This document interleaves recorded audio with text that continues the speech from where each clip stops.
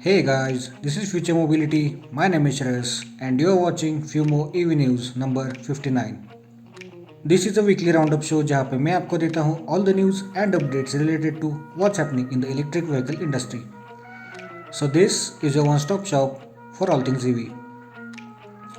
अगर आप एक टेक्नोलॉजी एंड ऑटोमोटिव enthusiast हो like me, you should definitely consider subscribing to my channel and also hit that bell icon so you'll get notified every time I post a new video.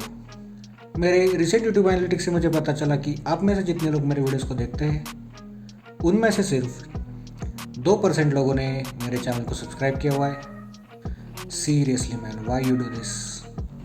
अगर आपको मेरा काम अच्छा लगता है and you want to get weekly updates about the EV industry, please consider subscribing to my channel.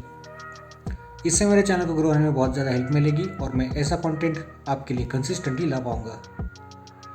मेरे हर एक video पर आपके लाइक्स आना भी बहुत ज़्यादा ज़रूरी है, क्योंकि मेरे हर वीडियो पर जितने ज़्यादा लाइक्स होंगे यूट्यूब एल्गोरिथम को लगेगा कि मेरे वीडियोस ज़्यादा लोगों को पसंद आ रहे हैं और वो मेरे वीडियोस को आगे ज़्यादा लोगों को रिकमेंड करेंगे। So do hit that like button also. बाकी आपका और टाइम वेस्ट नहीं करूँगा, क्योंकि आज का वीडियो भी हमेशा की तरह बहुत ही ज़्यादा गर्मा गर्म और इन्फॉर्मेटिव होने वाला है। So without any further ado, let's get on with the news.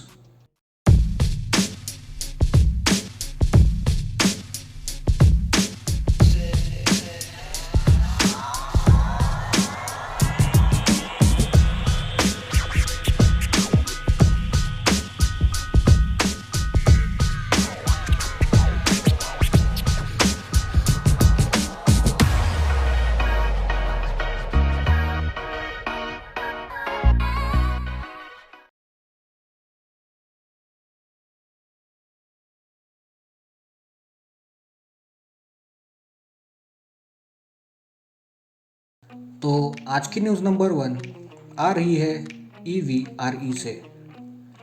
मैंने कुछ हफ्ते पहले मेरे इसी वीकली फ्यूमो न्यूज़ वीडियो सीरीज़ में EVRE के बारे में एक न्यूज़ कवर की थी, जिसमें मैंने बताया था कि EVRE ने जिंगो इस कंपनी के साथ पार्टनरशिप कर ली है, जिसके तहत वो 5000 नए EV चार्जिंग स्टेशंस को सेटअप करने वाले हैं। अगर आपने वो वीडियो नहीं देखा है तो उस वीडियो का लिंक मैं आई बटन में छोड़ दूंगा। You can go and check that video out to get some reference. और अब रिसेंट न्यूज़ से ऐसा पता चल रहा है कि EVRE ने अब उनके चार्जिंग हब्स को कमर्शियल यूज़ के साथ साथ उनके रिटेल कस्टमर्स के लिए भी इनेबल कर दिए हैं।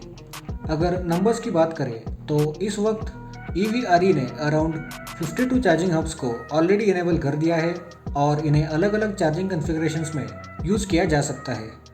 This will enable all their charging hubs with AC chargers, जिसमें 3.3 किलोवाट इंडस्ट्रियल या फिर 3 पिन डोमेस्टिक सॉकेट के साथ and also 7 kilowatt type 2 charging. उसके साथ ही इन चार्जिंग हब्स में फास्ट DC चार्जिंग का सपोर्ट दिया जाएगा, जो ज़्यादातर कमर्शियल फ्लीट व्हीकल्स और कुछ रिटेल कस्टमर्स के द्वारा यूज़ किया जा सकता है। EVRE के चार्जिंग हब्स को यूज़ करने का सबसे बड़ा एडवांटेज है उनका single window access to all their services by using their EVRE app. This will ensure a seamless charging experience for every EV user and their cloud based technology is capable of dynamic load management, जिससे EV drivers के लिए ये एक one stop shop बन जाएगा, जहाँ पर वो उनकी सारी रिक्वायरमेंट्स को फुलफिल कर पाएंगे।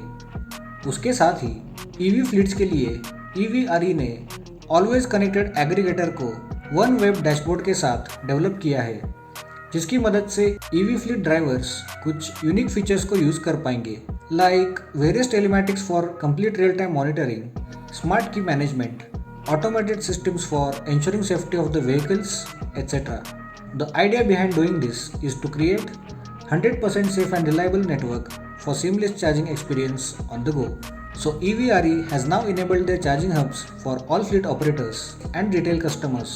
और इस मूव का उन्हें कितना फ़ायदा होने वाला है ये हमें आने वाले कुछ दिनों में पता चल जाएगा। So let's just give it some time and see what time has in store for EVRE.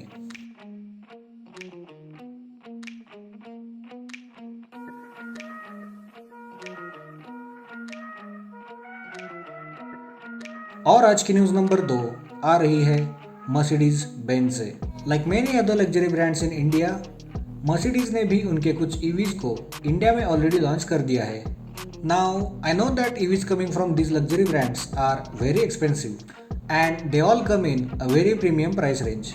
लेकिन इस वक्त ईवीज के लिए वही मार्केट सबसे प्रॉफिटेबल है because all EVs come with a hefty price tag, और उस वजह से उन्हें बड़े प्राइस टैग के साथ बेचना ज़्यादा इजी हो जाता है।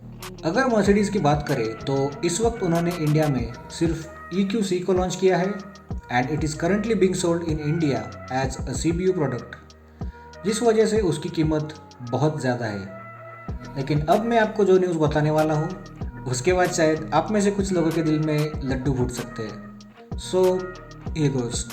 तो रिसेंट न्यूज़ से ऐसा पता चल रहा है कि मर्सिडीज बेंज अब बहुत जल्द उनके ईवीज को इंडिया में ही असेंबल करना शुरू करने वाले हैं, जिसके बाद EQC की प्राइसेस बहुत बड़े मार्जिन से कम हो जाएंगी। उसके साथ ही कुछ दिन पहले ऐसा सुनने में आया था कि मर्सिडीज बहुत जल्द उनकी highly luxurious state of the art EV यानी मर्सिडीज EQS को इंडिया में लॉन्च करने वाले हैं। और अब ऐसा पता चल रहा है कि मर्सिडीज उनके EQS की असेंबली भी इंडिया में ही करने वाले हैं, जिससे उनको इंडियन गवर्नमेंट से बहुत सारे इंसेंटिव्स मिल जाएंगे और वो बहुत कम कीमत पर उनकी EVs को लोकली मैन्युफैक्चर और सेल कर पाएंगे। I mean just think about it. जिन गाड़ियों को एज अ CBU इंडिया में लाया जाता है उन्हें हर EV पर 100 to 110% तक इंपोर्ट ड्यूटीज पे करनी पड़ती है।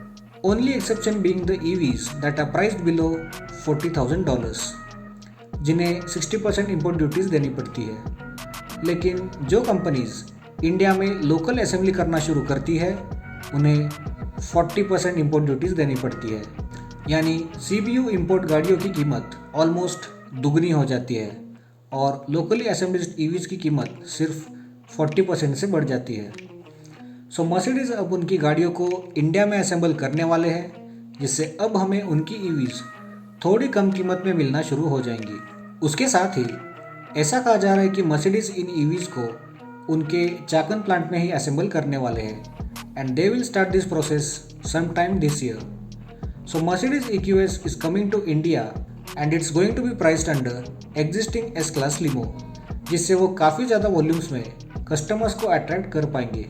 बाय द वे, मैंने मेरे चैनल पर मर्सिडीज EQS के ऊपर एक डेडिकेटेड वीडियो बनाया हुआ है। It was way back in 2021, लेकिन आप उसे देख सकते हैं, जिससे आपको उसके सारे फीचर्स के बारे में इन डेप्थ जानकारी मिल जाएगी। अगर आपने वो वीडियो नहीं देखा है तो उस वीडियो का लिंक मैं आई बटन में छोड़ दूंगा। You can go and check that video out to get some reference. तो अगर आप में से कोई मर्सिडीज EQS को खरीदने की सोच रहा था, यू लकी बास्टर्ड, तो अब आप कुछ महीनों तक वेट कीजिए और EQS इंडिया में लॉन्च होने के बाद उसे आपके नियरेस्ट मर्सिडीज डीलरशिप से खरीद लीजिए।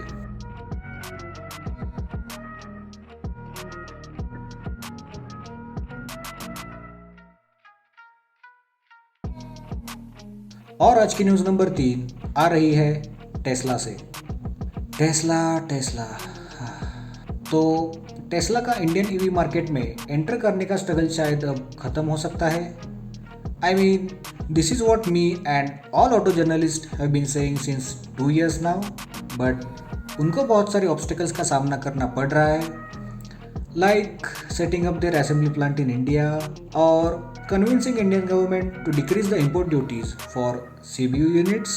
I mean, Tesla tries to talk with Indian government और बहुत सारे इंडियन ऑटोमेकर्स ने इस बात के लिए उनको रजिस्ट करना शुरू कर दिया है, जिसके बाद इंडियन गवर्नमेंट ने इलॉन मस्क को कुछ इस तरह रिप्लाई दिया। बहन के लोड़े। ओके, जोक्स अपार्ट, अगर रिसेंट अपडेट्स की बात करें तो the techno king Elon Musk ने रिसेंटली ट्वीट करके उनके स्ट्रगल को जताने की कोशिश की और इसके रिप्लाई में बहुत सारे स्टेट मिनिस्टर्स ने उनके ट्वीट को रिप्लाई करते हुए इनविटेशंस को एक्सटेंड किया और इलॉन मस्क को उनके टेस्ला मैन्युफैक्चरिंग प्लांट को खुद के स्टेट में सेटअप करने के बारे में बात की। यहाँ असेंबली प्लांट को लेकर रोना चल रहा है और ये मैन्युफैक्चरिंग प्लांट की बात कर रहे हैं, बताओ। एनीवे, तो अब तक 4 स्टेट्स के मिनिस्टर्स ने इलॉन मस्क को इनवाइट किया है, जिसमें तेलंगाना, महाराष्ट्र, पंजाब और वेस्ट बंगाल इंक्लूडेड है। अब इनमें से कौन सी स्टेट में टेस्ला उनके प्लांट को या फिर उनके गीगा फैक्ट्री को सेटअप करेंगे, ये देखना बहुत ही इंटरेस्टिंग होने वाला है। बाकी अगर आप भी मेरी तरह इस न्यूज़ से रिलेटेड सारे अपडेट्स को फॉलो करना चाहते हो तो अभी के अभी मेरे चैनल को सब्सक्राइब कर लो और बेल नोटिफिकेशन पे क्लिक करके उसे ऑल पर रख दो, जिससे आपको मेरे हर पोस्ट का नोटिफिकेशन सबसे पहले मिल जाएगा।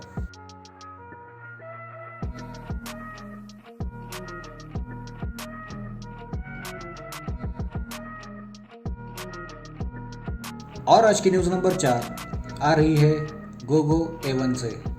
Gogo A1 is a Mumbai based EV conversion company जिन्होंने पिछले कुछ सालों से इंडिया में उनके ईवी कन्वर्जन किट्स को सेल किया है और उन्होंने recently India's first RTO approved electric conversion kit for motorcycles को लॉन्च कर दिया और वो electric and solar powered vehicles और उनके कंपोनेंट्स को मैन्युफैक्चर करते हैं। लेकिन उन्होंने रिसेंटली अनाउंस कर दिया कि उन्होंने अब तक ईवी रेट्रोफिटिंग या फिर ईवी कन्वर्जन में इस तरह का सर्च नहीं देखा है। And by surge they mean almost 60% increase in demand for the conversion kits since they first launch them many years ago. This is a big number और इससे हमें अंदाज़ा लग सकता है कि इस वक्त लोग ईवीज़ को अडेप्ट करने में कितना इंटरेस्ट दिखा रहे हैं। Also it is the only company from Maharashtra to be a part of government's move to convert 10-year-old Hero Honda splendor motorcycles into electric vehicles. इस कन्वर्जन किट को उन्होंने अगस्त 2021 में लॉन्च किया था, which gives an average range of approximately 151 kilometres under ideal conditions. इस conversion kit में एक hub motor, regenerative controller, wrist throttle, drum brake, battery SOC, wiring harness, की स्विच, कंट्रोलर बॉक्स और एक स्विंग आर्म दिया जाता है। It also gets a 72 volt 40 ampere hour battery and the motor capacity offers a peak power output of 4 kilowatt with 67 Newton meters of torque। उसके साथ ही Gogo A1 ने बताया कि वो इस साल यानी फाइनेंशियल ईयर 2022 में 3 व्हीलर्स और 2 व्हीलर्स के लिए बहुत सारी कन्वर्जन किट्स को लॉन्च करने वाले हैं और अगले साल तक वो 4 व्हीलर्स के लिए कन्वर्जन किट्स लाने का प्लान कर रहे हैं। This could be a big move for them और आने वाले कुछ साल उनके लिए बहुत क्रूशियल साबित हो सकते हैं। बाकी उन्हें इंडिया की आवाम से किस तरह का रिस्पांस मिलता है ये तो हमें आने वाला वक्त ही बताएगा।